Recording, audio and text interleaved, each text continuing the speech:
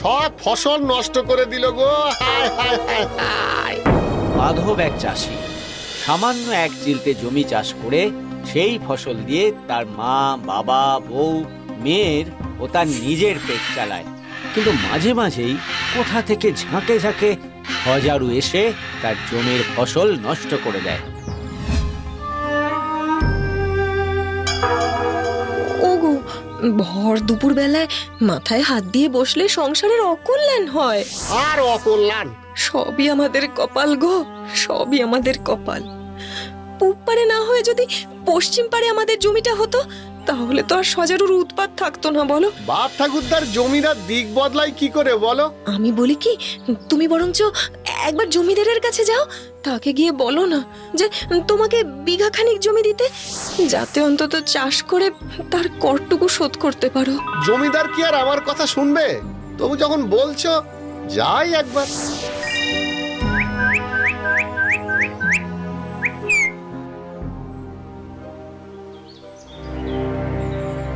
হুজুর। কি ব্যাপার মাধব, দেনা শোধ করতে এলি নাকি? না হুজুর, তবে কি আবার ধার চাইতে এলি? একরকম তাই হুজুর। কিন্তু পুরনো দেনা সুদে আসলে না মেটালে আমি তো আর ধার দেব না। হুজুর, ঠিক তেমন নয়। বলছিলাম যে আপনি যদি আপনার কিছুটা জমি চাষ করতে দেন আর কি, মানে তাতে ফসল যা ফলবে তার 3 ভাগের 1 ভাগ আপনাকেই দিয়ে দেব। বিলের ধারের পতির জমিতে যদি চাষ করতে পারে মন্দ কি? আবার শোন, ওই বিলের ধারে বিঘা 5 জমি আছে, ওটা নিতে পারিস। কিন্তু ও যে পতির জমি হুজুর। সে নিতে হলে নে, না হলে থাক। না না, ঠিক আছে হুজুর, আমি ওতেই ফসল ফলাবো। তবে হ্যাঁ, জমি বাবদ প্রতি মাসে 4 টাকা করে দিবি। আচ্ছা হুজুর। কোনো লেখাজোকা ছাড়াই মাধব জমিদারের কাছ থেকে পতিত জমি নিয়ে আনন্দে বাড়ি ফিরে আসে। খিদে পেয়েছে তো। দিচ্ছি রে বাবা, দিচ্ছি। কি, এই নে, খেয়ে নে। শুধু ফ্যান আর নুন, একটু ভাত দেবে না মা? দেবো তো সোনা, ভাত তো দুপুর বেলায় দেবো। শুনছো, ওই বিলের ধারে 5 বিঘা জমি দিলেন জমিদার বাবু। সে কি গো, ওই বিলের জমি তো পতিত জমি। হ্যাঁ, আর ওই জমি বাবদ জমিদারকে মাসে 4 টাকা করে দিতেও হবে। এ তো মরার উপর খাঁড়ার ঘা গো। আর উপায় কি বউ? সে যে করেই হোক ওই জমিতে ফসল ফলাতেই হবে। বেশ, কাল থেকে আমিও যাব তোমার সাথে জমিতে চাষ করতে। মা, আমিও যাব তোমাদের সাহায্য করতে। যাবি? আমরা তাহলে সবাই মিলে ওই জমিতে সোনা ফলাবো। তাই যেন হয় বউ, তাই যেন হয়। এইভাবে জমি পরিষ্কার করে যখন লাঙল দেবার অবস্থায় এলো, তখনই হলো আসল সমস্যা। যাক, এবারে কাল থেকে জমিতে লাঙল দিতে পারবে। যাই, অন্যবারের মতো বিলুর কাছ থেকে গরু দুটো চেয়ে আনি গিয়ে। হ্যাঁ হ্যাঁ হ্যাঁ, যাও, কাল থেকেই তবে লাঙল দেওয়া যাবে। যাও যাও যাও। কিন্তু এবার আর বিলু মাধবকে গরু দিতে রাজি হয় না। না গো দাদা, আগে তোমার 2 কাঠা জমি ছিল তাই দিতাম, কিন্তু এখন ওই 5 বিঘে জমি চাষ করার জন্য আমি আমার গরু দিতে পারবো না গো।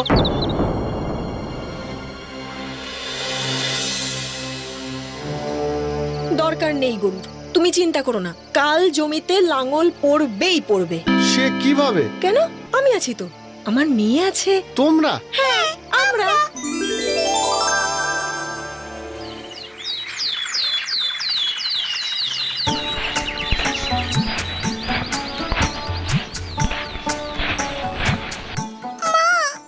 জল খাবো। যা মা, ওই গাছের তলায় আছে, যা।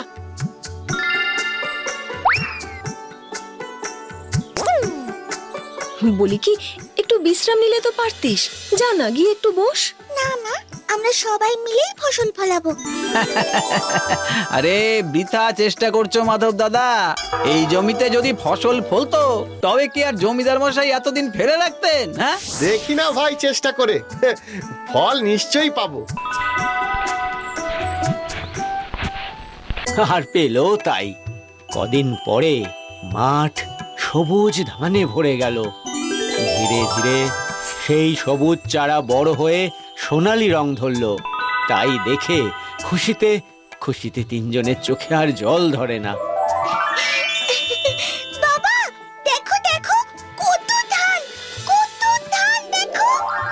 গো দাদা, তুমি করে দেখালে বটে, হ্যাঁ? ঝাঁপিয়ে ফলেছে ধান। দেখো গো, দেখো দেখো, আমরা পেরেছি গো। জমিদারকে দিয়েও এত ধান থাকবে যে বিক্রি করে খেয়ে কুলোতে পারবো না আমরা। হ্যাঁ। সময় যায়, ক্রমশ মাধব ফুলে ফেপে উঠতে থাকে। এখন তার পাকা বাড়ি, গোয়াল ভর্তি গরু, দিনরাত তার হয়ে গন্ডা গন্ডা লোক খাটছে। ওদিকে ক্রমশ জমিদারের অবস্থা খারাপ হতে থাকে। এমনকি এখন আর গ্রামের চাষিরা তাকে মানতে চায় না। ফলে কর খাজনা কিছুই জোটে না। তাই একদিন জমিদার এসে উপস্থিত হয় মাধবের কাছে। দেখো দাদা, তুমি যদি ধান না দাও বীজই কিনতে পারবো না গো। কিন্তু মনে রেখো, সময়ে শোধ করতে না পারলে কিন্তু চক্রবৃদ্ধি হারে। হ্যাঁ, আরে দেবো দেবো। মাধব আছিস নাকি? মাধব, আরে জমিদার বাবু যে, আসুন আসুন। দেখ বাবা, তোর তো অবস্থা ফিরেছে। এবার আমার ওই 5 বিঘে জমি ফেরত দে, আমি লোক লাগিয়ে চাষ করি। জমি? কার জমি? কেন? আমার? সে তো কোথাও লেখা আছে নাকি? তা নেই, কিন্তু গ্রামের সবাই জানে তো ও জমি আমার। ও জমির দাম যে আমি চুকিয়ে দিইনি তারই বা কি প্রমাণ আছে? এসব কি বলছিস? হ্যাঁ, তোর অভাবের সময়। ওসব ভুলে যান জমিদার মশাই। জমি কার সে জমিকে প্রশ্ন করেই জানতে হবে। হ্যাঁ, জমি কথা কইবে? বলবে, জমি তো মা। আগামী পূর্ণিমার রাতে আমরা জমিতে যাব। মাঠের দক্ষিণ কোণে বেল গাছের নিচে দাঁড়িয়ে জমি দেবীর কাছে জানতে চাইবো যে জমি কার। জমি যার তাকে সাড়া দেবে, জমি তার। রাজি? উপায় বা কি? বেশ, আমি রাজি। তবে গায়ের গণ্যমান্য লোকজনদের ডাকতে ভুলবেন না, তারাও সাক্ষী থাকবেন। বেশ বেশ, তাই হবে।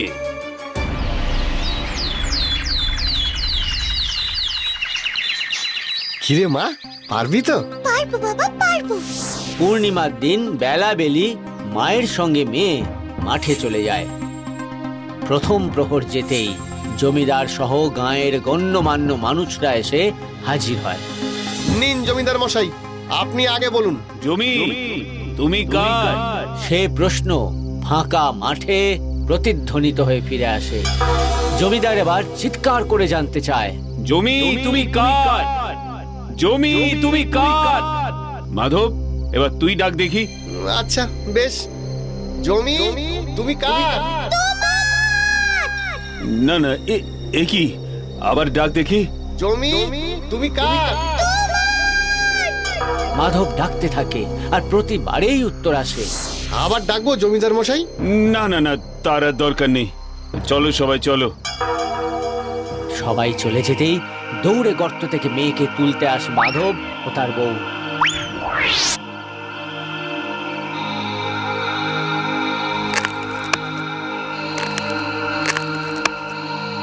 আয় আয় আয় মা, বেরিয়ে আয় মা। এতদিনে এই সমস্ত জমি এখন আমার।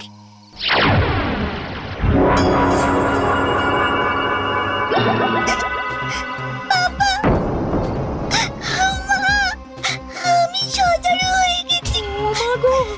এই দেখো, আমার সারা গায়ে কাঁটা।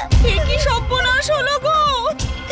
জমির নামে মিথ্যে বলার জন্য জমি দেবীর অভিশাপে আমি সজারু হয়ে গেছি। ওগো, জমি যায় যাক, আমার মেয়ে তুমি ফিরিয়ে দাও। যেভাবে হোক তুমি আমার মেয়েকে ফিরিয়ে দাও। জমিদার মশাই, জমিদার মশাই, জমিদার মশাই, জমিদার মশাই, ফিরে আসুন। জমিদার সহ সবাই ফিরে আসতেই মাধব আর তার বউ জমিদারের পায়ে পড়ে ক্ষমা চায়। আপনি আমাদের ক্ষমা করে দিন। আমাদের ক্ষমা করুন। আমরা আমরা মিথ্যে বলেছি। এ জমি আপনার। ক্ষমা না করলে যে আমার মেয়ে সাপ মুক্ত হবে না। আহারে বেচারা, কাঁদিস না মাধব, আমি তোদের ক্ষমা করলাম। মা, পাখি, বাবা, আমার পাখি, আমাদের মেয়ে। মা, মা তুই ঠিক হয়ে গেছিস মারে।